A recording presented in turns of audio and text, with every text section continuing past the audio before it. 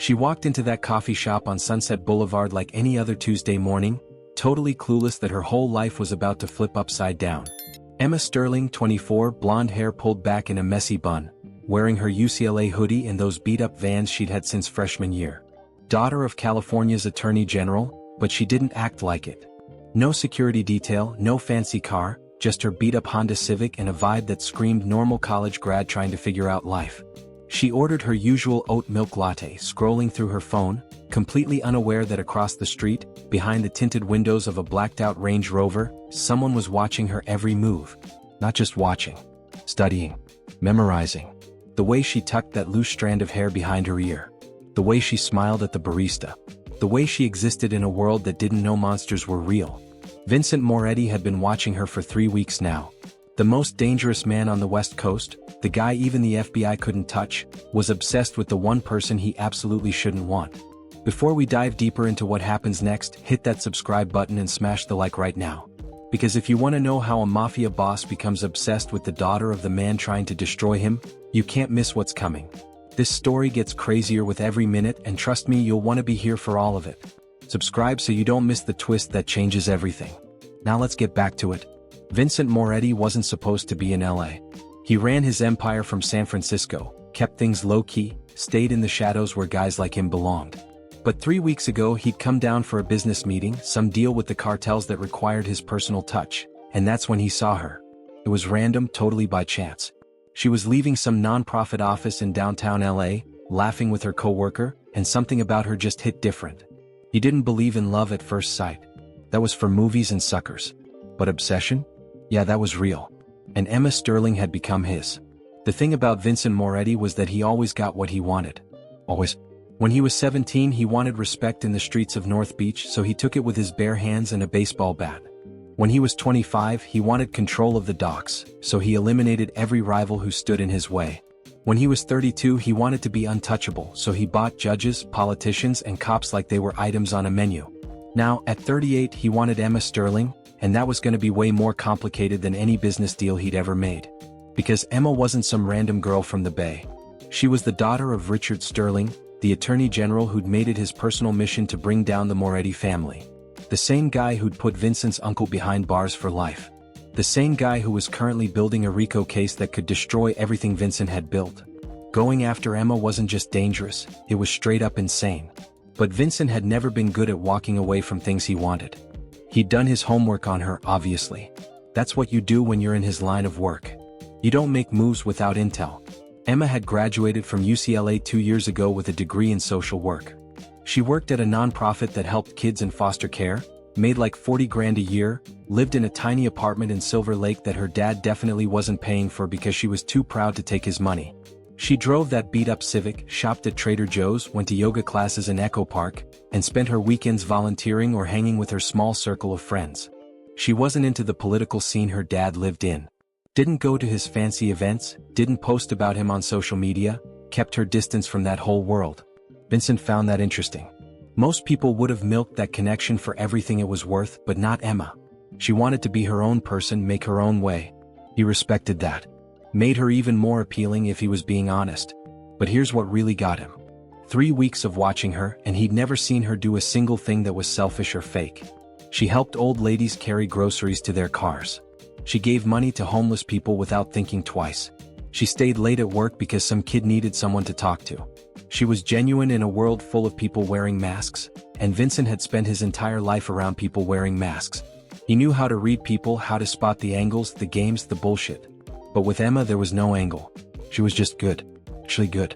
And maybe that's what messed him up, because in his world, good people didn't exist. Good people were a myth, something parents told their kids about in bedtime stories. But Emma Sterling was real, and she was right there, living her simple little life, completely unaware that a predator had marked her as his. Vincent took another sip of his espresso, eyes locked on her through the window as she laughed at something on her phone. His driver, Marco, sat in the front seat, silent as always, knowing better than to interrupt when the boss was thinking. Vincent's phone buzzed. Text from his consigliere, Sal. We got a problem with the shipment. Need you back in SF ASAP. Vincent ignored it. The shipment could wait. His entire operation could wait. Right now, all that mattered was the girl in the coffee shop who had no idea her life was about to collide with his in ways that would change everything. He watched as she grabbed her latte and headed for the door, and he made a decision. No more watching from a distance. It was time to make his move. Emma stepped out onto Sunset, the California sun hitting her face, and she smiled. It was gonna be a good day. She could feel it. She had a meeting with a potential donor at noon, then she was supposed to grab lunch with her best friend Mia, and tonight she was finally gonna finish that book she'd been reading for like 3 weeks. Simple stuff. Normal stuff. The kind of day that didn't mean anything to most people, but meant everything to her because it was hers, uncomplicated and drama-free. She started walking toward her car, which was parked like 2 blocks down because parking in West Hollywood was absolutely ridiculous, and that's when she felt it. That weird feeling you get when someone's watching you. She glanced around, saw the usual crowd of people doing their thing, nobody paying attention to her. She shook it off. Probably just being paranoid because her dad had been extra annoying lately about her safety, sending her texts about staying aware of her surroundings and all that overprotective father stuff that drove her crazy. She didn't see the Range Rover pull away from the curb and follow her at a distance. Didn't notice the way it stayed exactly 3 car lengths behind as she drove toward her office in East LA. Had no clue that the man inside had already decided she was his, and when Vincent Moretti decided something, the universe had a way of bending to make it happen. Emma pulled into the parking lot of the community center where her nonprofit was based, grabbed her bag and headed inside. The building was old, kinda run down, but it had character and the kids loved it. She waved at Carlos, the security guard who always had a smile for her, and took the stairs up to the 2nd floor where her tiny office was. She had 3 meetings today, a mountain of paperwork, and somehow she needed to figure out how to stretch their budget to cover the new after-school program they were trying to launch. Normal Tuesday stuff. What Emma didn't know was that Vincent had already made calls. He'd already set things in motion. By the end of the week, her nonprofit was gonna receive an anonymous donation of $250,000. No strings attached, no name on the check, just money showing up when they needed it most. And Emma would never know it came from him. Not yet, anyway. That was Vincent's style. He didn't crash into people's lives like some kind of barbarian. He was calculated, strategic, patient. He'd get close to her slowly, naturally, make her trust him before she ever knew who he really was. And by the time she figured it out, it'd be too late. She'd already be in too deep. Vincent pulled up to a warehouse in Vernon, about 20 minutes from where Emma worked. This was where he conducted business when he was in LA. The building looked abandoned from the outside, which was exactly the point. Inside it was a different story. State-of-the-art security, reinforced walls, and enough weapons to start a small war. His crew was already there waiting for him. Sal, his consigliere and oldest friend. Tony, his enforcer who'd been with him since they were kids running streets in San Francisco. And a handful of soldiers who'd proven their loyalty with blood. They were in the middle of negotiations with the Sinaloa cartel, trying to expand their distribution network down the coast. Dangerous work, the kind that got people killed if they weren't careful. But Vincent had never been scared of danger. Danger was his comfort zone. Sal looked up when Vincent walked in, concern written all over his face. "We got a situation, Vin. The Mexicans are getting impatient. They want confirmation on the route by tomorrow or they're walking." Vincent nodded, his mind still half on Emma. "They'll wait. Tell them we need another 48 hours to secure the docks. If they've got a problem with that, remind them what happened to the last crew that tried to rush me." Sal exchanged a look with Tony but didn't push it. When Vincent used that tone, you didn't argue. But Sal had known him long enough to know something was off. Vincent had been distracted for weeks now, ever since they came down to LA, and that wasn't like him. In their world, distraction got you killed. "Everything good, boss?" Sal asked carefully. Vincent lit a cigarette, took a long drag and smiled. "Everything's perfect. Better than perfect, actually. I'm working on something. Something big." That Friday night, Emma was supposed to meet her friends at this bar in Santa Monica. Nothing fancy, just cheap drinks and good vibes. But her friend Mia canceled last minute because her boyfriend was being dramatic about something stupid, and her other friend Jess had to work late, so Emma ended up going solo. She almost didn't go at all, almost just stayed home and binged Netflix like a normal person, but something told her to get out of the house. Later, she'd wonder if that was fate or just bad luck. The bar was called the Lighthouse, one of those beachy spots right off the pier where tourists mixed with locals and everybody pretended they were more chill than they actually were. Emma grabbed a seat at the bar, ordered a margarita, and pulled out her phone to scroll through Instagram like every other person sitting alone at a bar on a Friday night. She didn't notice him at first. Vincent had positioned himself at the other end of the bar, nursing a whiskey, watching her in the mirror behind the bottles. He'd followed her here obviously. Had one of his guys track her phone, knew she was coming before she even walked through the door. Some people might call that stalking. Vincent called it strategy. He'd changed his look tonight. Instead of his usual designer suit, he was wearing jeans and a simple black Henley, looking more like a regular guy and less like a crime boss. He needed to blend in, needed her to see him as just another person, not a threat. The bartender, who Vincent had paid off earlier with $500, played his part perfectly. He made Emma's margarita extra strong, and about 20 minutes in, when she was feeling that nice buzz that makes everything seem a little better, he casually mentioned to her that the guy at the end of the bar had sent over her next drink. Emma looked confused, glanced down the bar, and that's when she saw him for the first time. Vincent raised his glass slightly, gave her this easy smile that didn't seem dangerous at all, just friendly. She hesitated. Her dad had drilled into her head about strangers and accepting drinks and being careful, but the bartender had made it right in front of her, and the guy didn't look creepy or anything. He actually looked kind of normal. Handsome, sure, but in that casual California way, not trying too hard. She smiled back, mouthed thank you, and figured that was that. But Vincent wasn't about to let the moment end there. He picked up his drink and walked over, and this is where it really started. This is the moment everything changed, even though Emma had no idea. "Hope that wasn't too forward," Vincent said, sliding onto the stool next to her. His voice was smooth, controlled, with just a hint of that East Coast edge he'd never fully lost. "You looked like you could use a drink, and honestly, I could use the company. I'm new in town, don't really know anybody out here yet." Emma took a sip of her margarita, feeling that warmth spread through her chest, and she found herself smiling despite her usual reservations about random guys at bars. There was something about him that felt different. Confident but not cocky. Interested but not pushy. "I'm Emma," she said, extending her hand. Vincent took it, held it just a second longer than necessary and said, "Michael. Michael Romano." The name rolled off his tongue like he'd been using it his whole life, which in a way he had. It was one of a dozen aliases he kept for situations exactly like this. They talked for an hour. Then 2. Then 3. And the crazy thing was, Emma actually enjoyed it. Michael, or whatever his real name was, seemed genuinely interested in what she had to say. He asked about her work, seemed impressed when she talked about the kids she helped, didn't make her feel stupid for caring about things that didn't make money. He told her he worked in import-export, kept it vague enough to be believable, said he was thinking about relocating to LA from San Francisco for a change of pace. He was funny without trying too hard, smart without being a know-it-all, and when he looked at her, it felt like she was the only person in the room. Red flags? Sure, if she'd been thinking clearly. But she wasn't.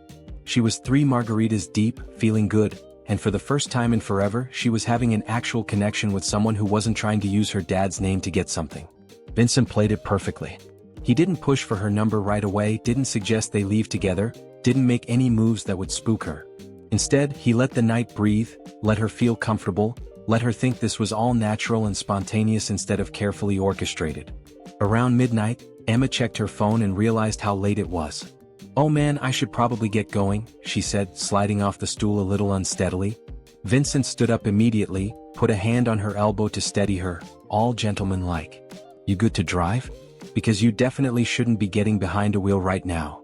Emma laughed, knowing he was right. "I'll just Uber." "It's fine, I do it all the time." Vincent shook his head. "Let me give you a ride. My car's right outside, and I promise I'm not a serial killer or anything." "Well, probably not." She should have said no. That's what her dad would have told her to do. That's what every safety video she'd ever watched said about getting in cars with strangers. But the alcohol had softened her edges, and Michael seemed harmless, and honestly, she didn't want the night to end yet. "Okay," she heard herself say. "But only if you promise the probably part." Vincent grinned, and in that moment, if she'd known who he really was, if she'd known the things he'd done, the people he'd hurt, the empire he'd built on blood and fear, she would have run. But she didn't know. All she saw was a charming guy with kind eyes who was offering her a safe ride home. So she followed him out of the bar, into the cool night air, toward a future she couldn't possibly imagine. The car waiting for them wasn't the Range Rover with the driver. Vincent was smarter than that. It was a rental, a normal Toyota sedan, nothing that screamed money or danger. He opened the door for her, made sure she was comfortable, then got in the driver's seat. As they pulled out of the parking lot, Emma gave him her address in Silver Lake, and Vincent pretended to punch it into his GPS even though he'd memorized the route weeks ago. They drove through the quiet LA streets, streetlights casting shadows across the dashboard, and Emma felt this weird sense of calm. Maybe it was the alcohol. Maybe it was the late hour.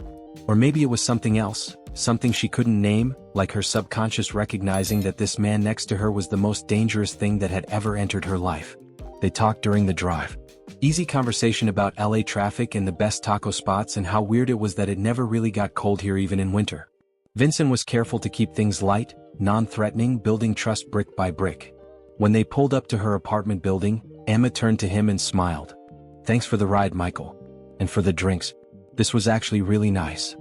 Vincent returned the smile, but inside, his mind was already 3 steps ahead. "Can I see you again?" he asked, keeping his voice casual. "Maybe grab coffee or something. I'm still learning my way around and it'd be cool to have a friend who actually knows the city." Emma hesitated for just a second, then nodded. "Yeah, sure. Coffee sounds good." She pulled out her phone and they exchanged numbers. Vincent saved her contact under Emma, not bothering with a last name even though he knew everything about her, had known it for weeks. She got out of the car, waved goodbye, and headed into her building. Vincent waited until she was safely inside before driving away, a satisfied smile on his face. Phase 1 was complete. She knew him now. Trusted him even if just a little. And that was all he needed to build on. What Vincent didn't know, what he couldn't have known, was that across the street, sitting in an unmarked sedan, 2 FBI agents had just photographed the entire interaction. They'd been surveilling Emma's apartment for the past month as part of their investigation into her father's cases, routine protective surveillance on family members of high-profile prosecutors. And now they had photos of her getting into a car with a man they didn't recognize. By Monday morning, those photos would be on Richard Sterling's desk. And that's when everything was gonna blow up in ways none of them could predict. So what do you think so far? Drop a comment below and let me know. Have you ever felt like someone was watching you? Do you know anyone who's gotten involved with the wrong person? Share your story, I want to hear it. Your comments help me keep bringing stories like this to you, so don't be shy. And listen, stick around until the end because what happens next is gonna blow your mind. Emma has no idea what's coming, and trust me, you don't want to miss the moment when her whole world crashes down. Monday morning hit Emma like a freight train, but not for the reasons she expected. She woke up to 17 missed calls from her dad, which was weird because they usually only talk like once a week, and even then it was mostly him lecturing her about being more careful or asking when she was gonna find a real job that paid actual money. She called him back, still half asleep, figuring maybe something happened with one of his cases or whatever. But the second he picked up, she knew something was seriously wrong. His voice had that edge to it, that prosecutor tone he used when he was about to destroy someone in court. "Emma Catherine Sterling, you need to tell me right now who you were with Friday night." Her stomach dropped. How did he even know she was with anyone? "Dad, what are you talking about?" She tried to play it cool, but her heart was already racing. "Don't play games with me," Richard Sterling snapped back. "I have photographs, Emma. FBI surveillance photos of you getting into a car with an unidentified male outside your apartment at 12:47 a.m. So I'm gonna ask you one more time. Who was he?" Emma felt her face get hot. They were watching her? The FBI was actually surveilling her apartment? That's insane, Dad. You can't just spy on me like I'm some kind of criminal. But Richard wasn't hearing it. "This isn't about you, sweetheart. This is about keeping you safe. I have people who want me dead, who would love nothing more than to hurt my family to get to me. So when I see you getting into cars with strangers in the middle of the night, yeah, I'm gonna ask questions." Emma took a breath, tried to calm down. "His name is Michael Romano. I met him at a bar in Santa Monica. He gave me a ride home because I'd been drinking and didn't want to drive. That's it. He's just a normal guy who's new to LA." There was a pause on the other end of the line, and Emma could practically hear her dad's brain working. "Michael Romano," he repeated slowly. "And what does this Michael Romano do for a living?"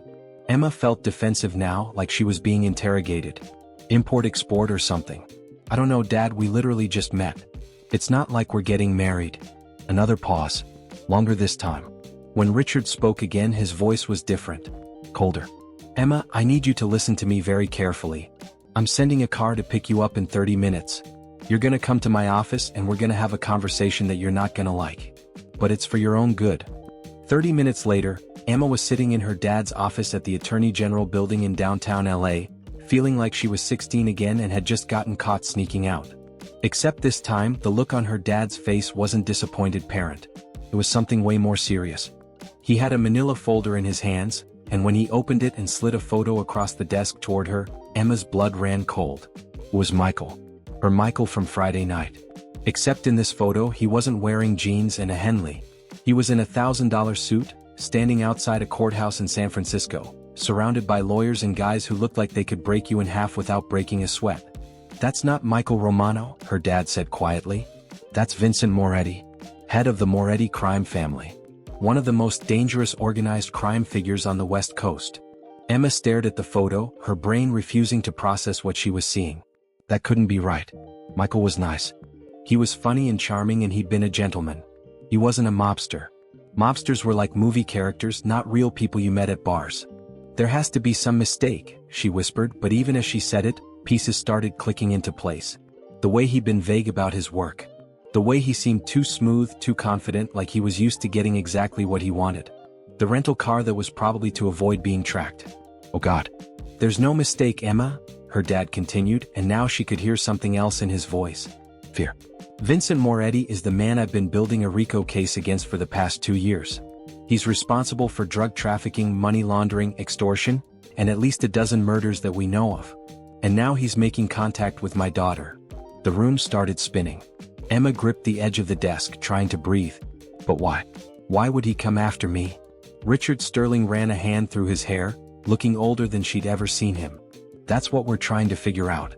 Either he's trying to get to me through you, use you as leverage, or..." He trailed off, couldn't finish the sentence. "Or what?" Emma demanded. Her dad looked at her with something that might have been pity. "Or he's genuinely interested in you, which is somehow worse. Because men like Vincent Moretti don't take no for an answer. When they want something they take it, consequences be damned." Emma felt sick. She thought about Friday night, how safe she'd felt with him, how easy it had been to talk to him. It was all fake. All of it. He'd played her like she was nothing. "I need you to cut off all contact with him," her dad said firmly. "Block his number, don't respond to any messages, and for God's sake, don't go anywhere alone until we figure out what his angle is. I'm assigning you a protection detail." Emma wanted to argue, wanted to say she could handle herself, but the words died in her throat. Because the truth was she was terrified. Not just of Vincent, but of how easily she'd fallen for his act. How quickly she'd let her guard down. "Okay," she said quietly. "I'll block him." But as she left her dad's office an hour later, her phone buzzed with a text. Unknown number, but she knew who it was. "Had a great time Friday. Would love to see you again. Coffee this week? Michael." Her finger hovered over the block button. She should do it. Should delete the message and pretend Friday night never happened. But something stopped her. Maybe it was curiosity. Maybe it was stupidity. Or maybe, deep down, part of her didn't want to believe that everything about that night had been a lie. She stared at the message for a long moment, then made a decision that would change everything. She texted back. "Coffee sounds good. Wednesday at 2. The place on Sunset where we met."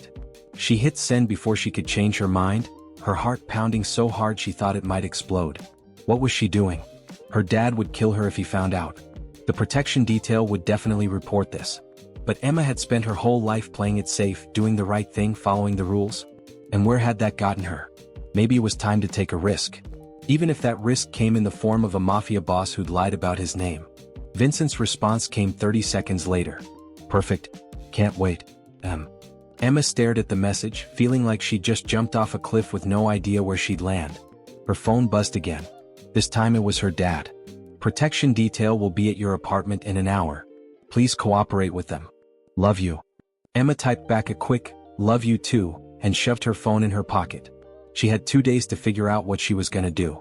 2 days to decide if she was crazy enough to meet with a man who could destroy her entire life. Spoiler alert, she was absolutely that crazy. Because here's the thing about Emma Sterling that nobody really understood.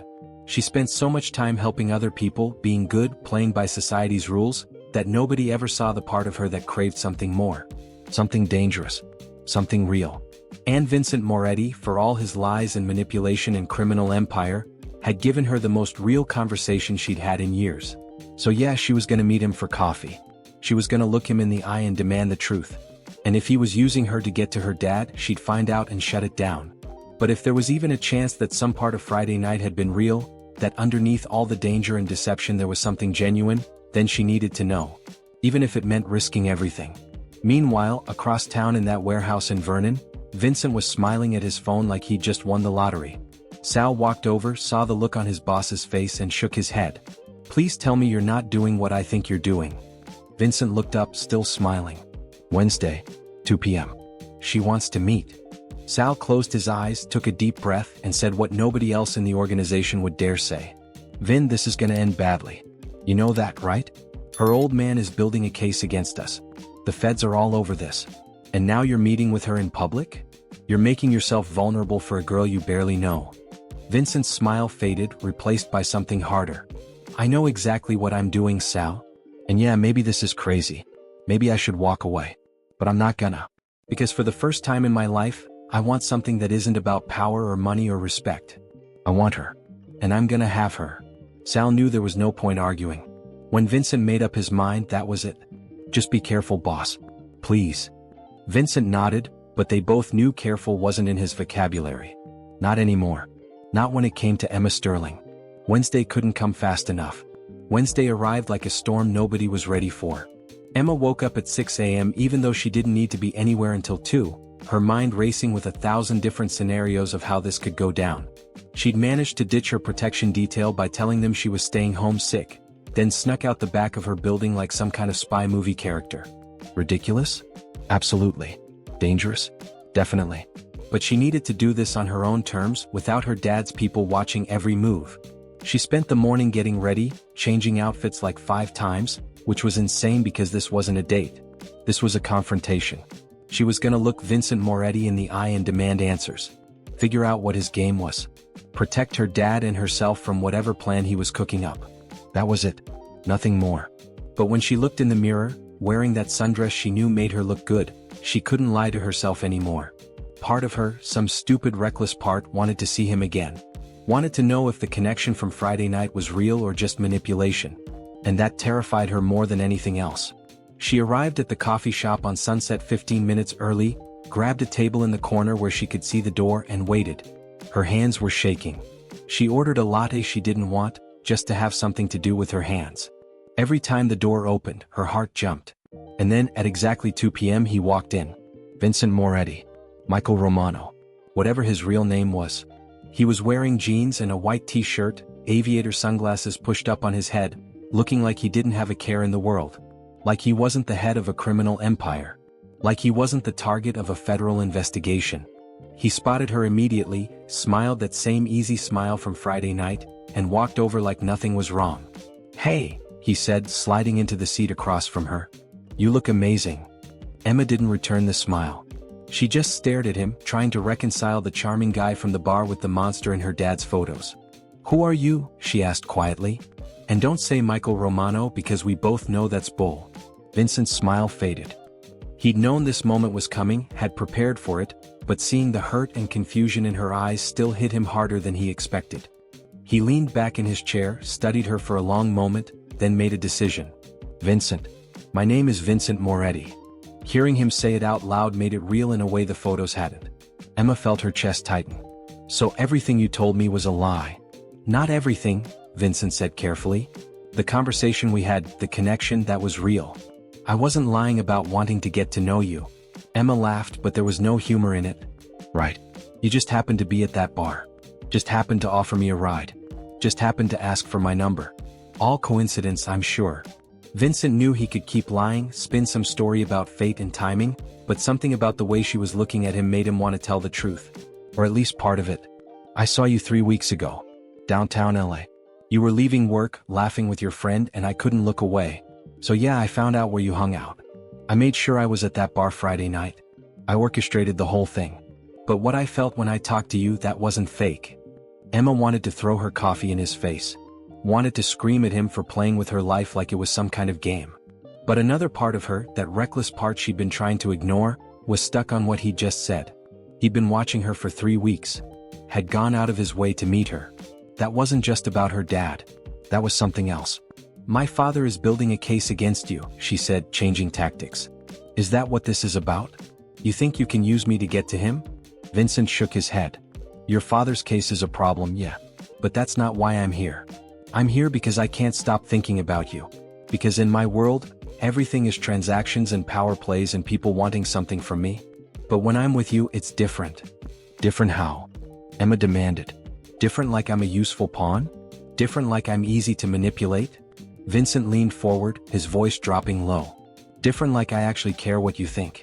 Different like I haven't felt anything real in so long I forgot what it was like. You asked me who I am. I'm a criminal, Emma. I've done things that would make you sick. I've hurt people. Destroyed lives. Built an empire on other people's suffering. I'm not a good guy and I'm not gonna pretend to be. But when I saw you, something shifted. And I don't know what to do with that. The honesty in his voice caught her off guard. She'd expected more lies, more manipulation, but this felt raw. Vulnerable. Which was probably exactly what he wanted her to think. She couldn't trust her instincts anymore, not when it came to him.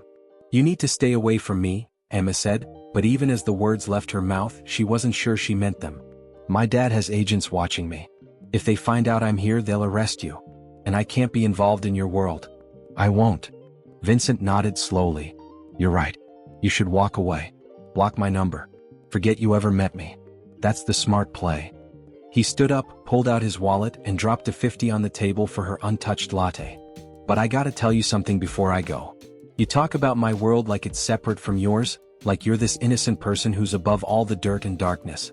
But that's not true. Your dad's world is just as brutal as mine.